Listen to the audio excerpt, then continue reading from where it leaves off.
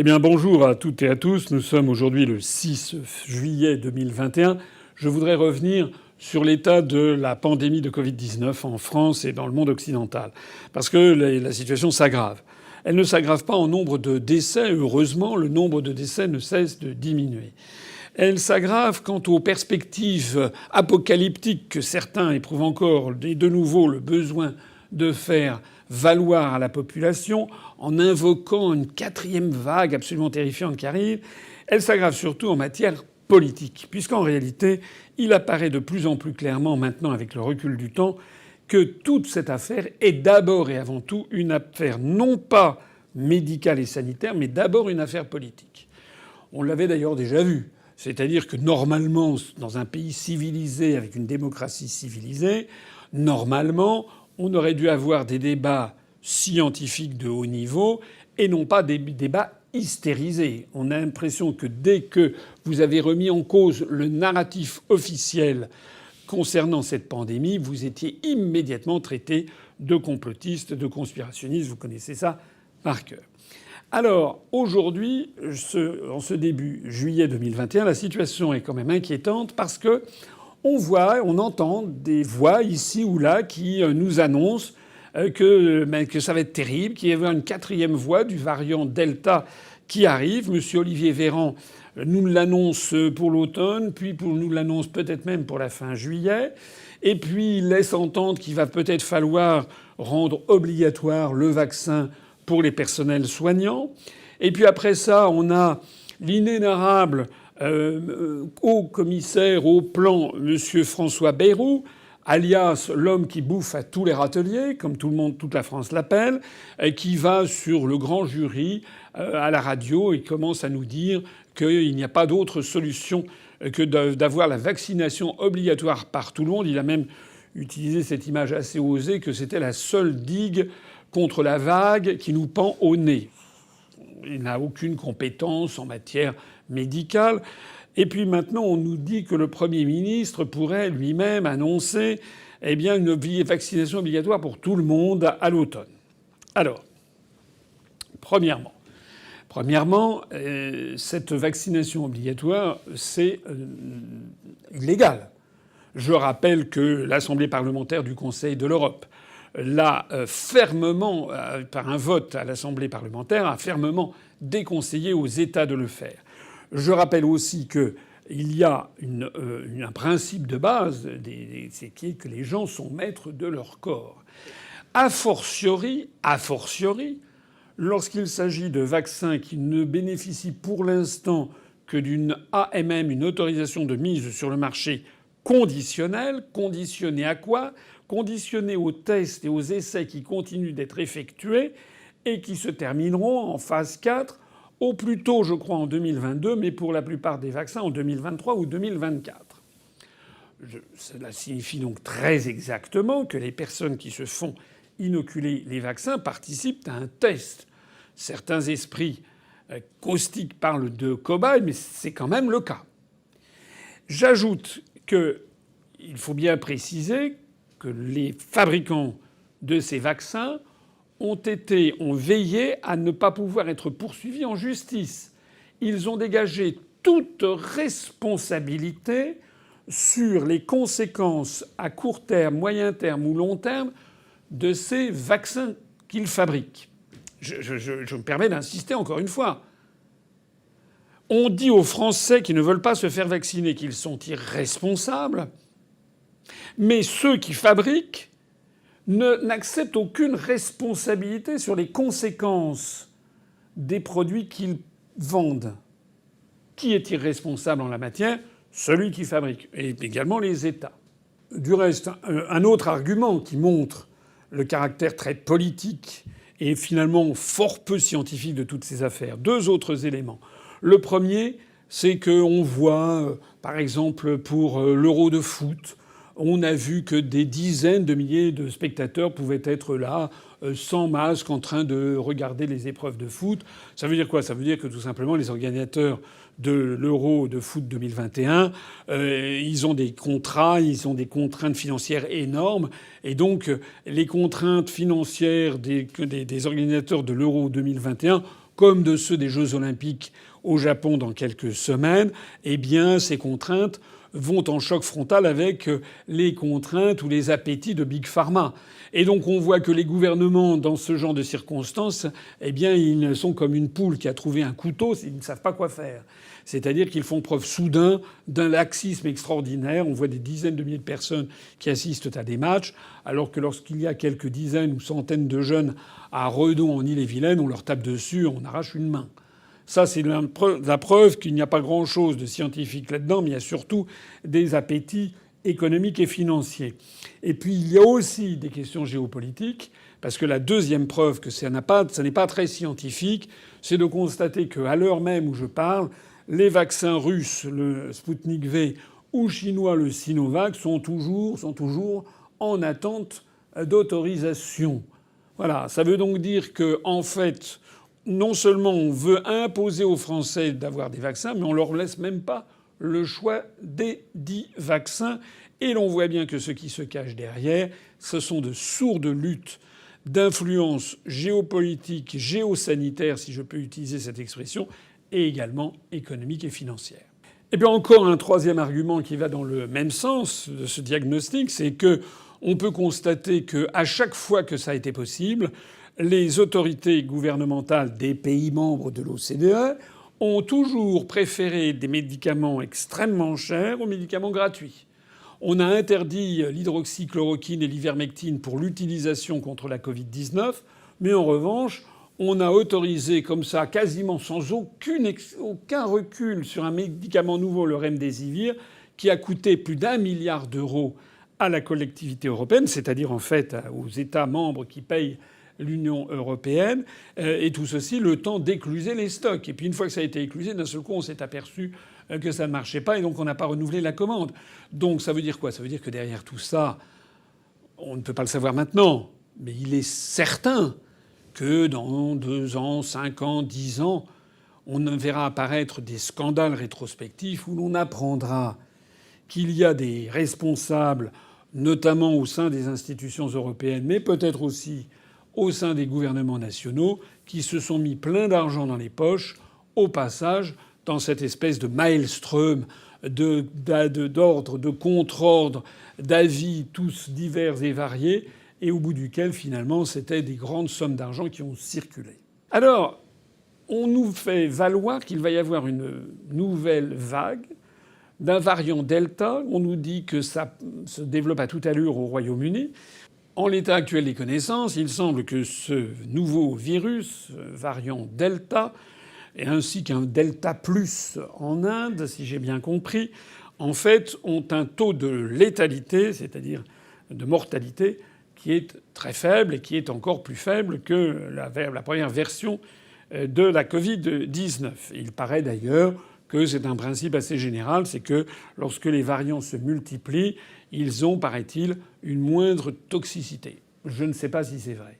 Quoi qu'il en soit, on assiste donc à une recrudescence de personnes qui sont infectées par le variant Delta, en Israël, au Royaume-Uni, etc., dans des pays qui sont très largement vaccinés. Mais cette recrudescence drastique ne se traduit pas par un nombre de morts comparable. À tel point d'ailleurs que désormais, dans un certain nombre de pays, ça va être le cas au Royaume-Uni, je crois que c'est le cas déjà dans plusieurs États des États-Unis d'Amérique, ils vont découpler l'analyse des infections de l'analyse des décès. Avant, il y avait une espèce de martingale mathématique qui avait été établie. Maintenant, ils s'aperçoivent qu'il y a eu un découplage. Et au Royaume-Uni, ils ne donneront plus au jour le jour le nombre de personnes infectées. Ils ne garderont que le nombre de personnes décédées. Alors ça veut dire quoi? Ça veut dire qu'en fait, ce nouveau virus qui est déjà présent en France va sans doute se développer en France. Mais il n'y a pas, a priori, d'inquiétude extraordinaire à avoir, puisque quand on voit ce qui se passe dans les pays étrangers, on n'a pas l'impression qu'il y ait péril en la demeure. Mais néanmoins, les responsables politiques, les dirigeants politiques et un certain nombre de médecins, journalistes qui se produisent sur les plateaux tirent la sonnette d'alarme et disent qu'il faut absolument vacciner tout le monde. On a même vu d'ailleurs le responsable de l'Agence régionale de la santé de Nouvelle-Aquitaine qui a dit que toutes les personnes qui n'étaient pas vaccinées seraient contaminées par ce virus, ce variant Delta, ce qui est absolument faux. C'est une fake news diffusée par, je crois, BFM TV. Ce que je retiens, moi, de tout ça, c'est quoi? Eh bien, on assiste au fait que tous les principes fondateurs, les fondements même de la médecine, du moins de la médecine occidentale, sont en train de s'effondrer sous nos yeux. Le secret médical est de moins en moins respecté. D'ailleurs, c'est le risque du pass sanitaire. Vous avez peut-être vu que là, il y a un projet gouvernemental qui permettrait de transférer à chaque médecin traitant la liste de ses patients qui font partie de sa patientèle, de sa clientèle, et de lui indiquer à chaque médecin traitant quels sont ceux qui ne sont pas vaccinés. Actuellement, la Commission nationale informatique et liberté, la CNIL, est en train d'étudier le dossier. C'est quand même extrêmement attentatoire aux libertés publiques.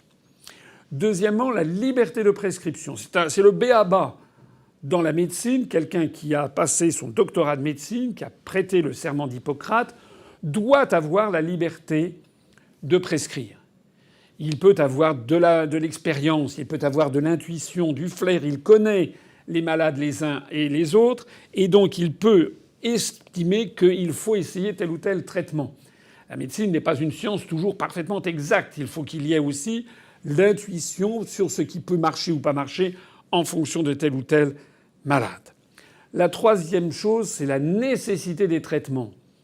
Le principe même d'un médecin, c'est qu'il doit tout faire pour essayer d'améliorer la situation d'un malade. C'est sa vocation, c'est sa raison d'être.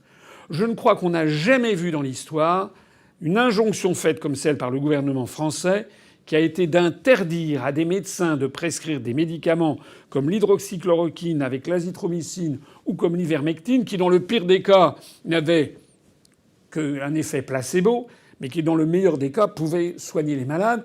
On a interdit à des médecins de le faire en les empêchant de traiter leurs malades. Le seul viatique, c'était du Doliprane et retour à la maison, alors même que l'on sait que le Doliprane a d'ailleurs des effets nocifs bien supérieurs à ceux de l'hydroxychloroquine ou de l'ivermectine, si on exagère quant à la posologie.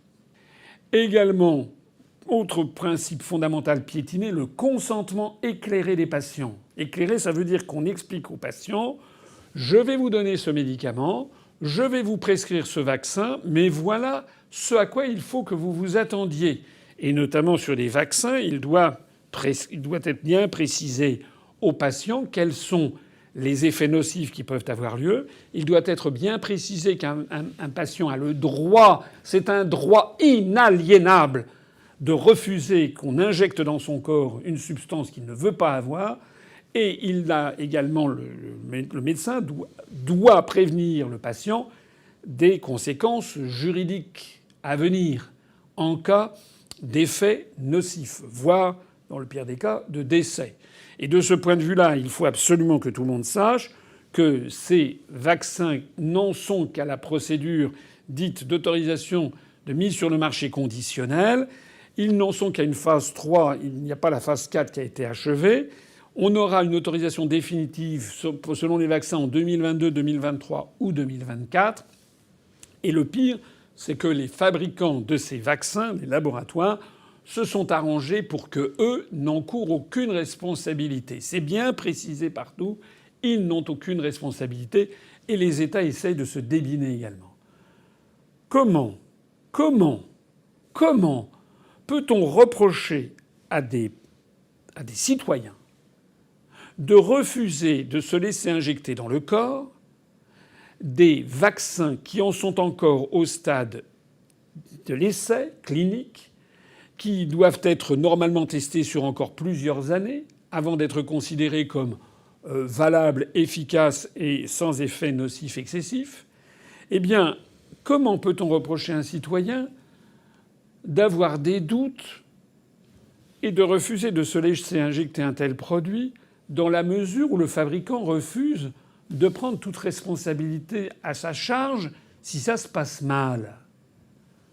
On reproche aux quelques 50% de Français qui ont encore refusé ou qui n'ont pas encore fait la première injection, On leur reproche d'être des irresponsables. On leur reproche bientôt tous les péchés du monde. Je vois que l'on commence à reprocher à des gens qui ne sont pas vaccinés que des vaccinés pourraient être malades. Enfin, c'est incroyable. S'ils sont vaccinés normalement, c'est bien. Si on nous a dit qu'il y avait des taux d'efficacité de 90-95%, voilà que l'on voit le PDG de Moderna qui commence à parler maintenant sur les nouveaux variants d'un taux de 60%, 50%. Ce qui voudrait dire qu'en fait, il pourrait y avoir 40 à 50% des personnes infectées qui pourraient être justement infectées par ces nouveaux variants. On n'en sait rien en définitive sur le pourcentage d'efficacité. Tout ça ne vient que de documents promotionnels qui ont été effectués quasi exclusivement par les fabricants au moment du lancement du vaccin. Alors, ce qui est le plus grave de tout ça, c'est que on voit que le gouvernement a une politique qui tente à exacerber une partie de la population contre l'autre. On est en train de montrer du doigt les non-vaccinés, dont je fais partie, parce que j'estime que je ne veux pas, moi, à me faire vacciner tant que je n'ai pas vu les résultats sur 2 ou 3 ou 4 ans. Attendons 2023, la fin des tests. J'ai le droit. On est en train de montrer les personnes non vaccinées comme étant des mauvais citoyens, des personnes qui favoriseraient le développement de nouveaux variants. Et en fait, on essaie de monter les personnes vaccinées contre les personnes non vaccinées. C'est totalement irresponsable que de se lancer là-dedans. Au passage, d'ailleurs, pendant que l'on parle de toutes ces affaires, on ne parle pas du reste. On ne parle pas de l'euro, la situation de la monnaie euro, que seuls quelques spécialistes et l'UPR essaient d'en parler aux Français. Mais personne dans les grands médias ne tire la sonnette d'alarme sur ce qui est en train de se passer avec la nouvelle politique que veulent maintenant imposer les Allemands et donc qui risque d'amener à une crise énorme de l'euro à partir de l'année prochaine.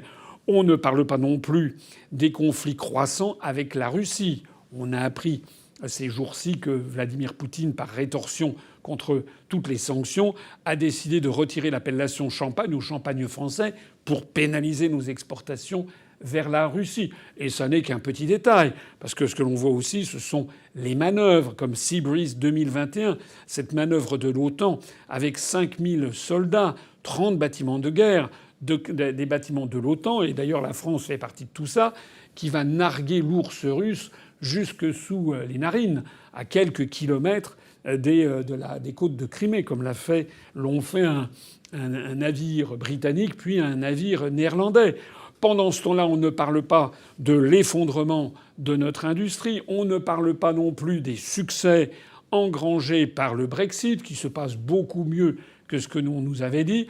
On ne parle pas non plus des grands sujets qui devraient maintenant être sur la table, puisque nous sommes maintenant à moins de 10 mois de l'élection présidentielle, c'est-à-dire la construction européenne, stop ou encore. C'est quand même le grand débat qui devrait avoir lieu. Et tout est fait pour le cacher aux Français. Je terminerai sur le pass sanitaire, qui est, j'allais dire, l'aboutissement de toutes ces opérations. Le pass sanitaire qui consiste à trier les bons citoyens des mauvais. Le pass sanitaire qui consiste à mettre d'un côté ceux qui auront été vaccinés ou ceux qui auront eu des tests non positifs quelques jours auparavant, et puis le reste. Voilà. Je suis tout à fait scandalisé par cette affaire. Encore une fois, il s'agit d'une maladie qui est peu mortelle. C'est une maladie qui touche principalement les plus de 70 ans ayant des facteurs de comorbidité.